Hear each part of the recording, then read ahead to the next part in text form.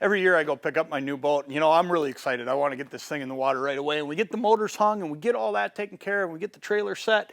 But then I got one more stop to make, and that is I come to Formula Propeller. I do it every year. I come right here in Dayton, Minnesota, and I'll tell you why. Because Todd Hesse does all my install on my electronics. And to me, the electronics install is just as important as hanging those motors. I got to be able to see where I'm going, see fish, and see structure.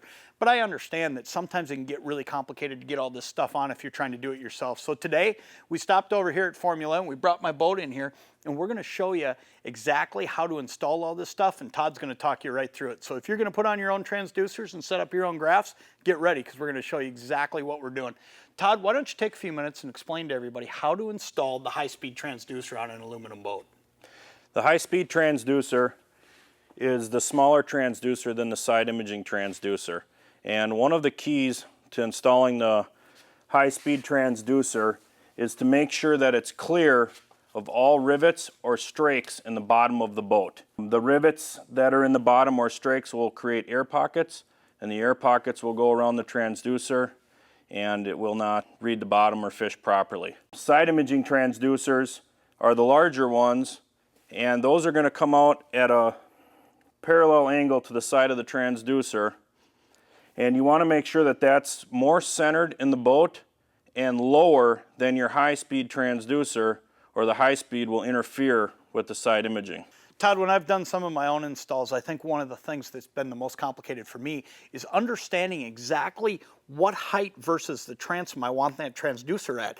How far down below the transom I want it hanging, or do I want it even? What exactly do they want to do there? With the high-speed transducer, you want about half of the transducer to be down below the bottom of the boat. And with the side imaging, you want that to sit up higher so that when you're on plane, the water isn't hitting that and creating a giant rooster tail into the back of the boat. And what you have to understand is the reason that you're not worried about that side imaging transducer being down there is you're not using that at high speeds anyway. You're usually using that when you're just idling and looking off to the side of the boat. That high speed's going to pick up on this boat at 50 miles an hour, and I'm going to see everything I need to see. Hey, a couple more things that I want to point out though too. When you go to install this stuff yourself, if you're going to network more than 2 units, and we're talking graphs, we're talking the 360 or your iPilot Link, you have to make sure you're using a 5-port Ethernet box.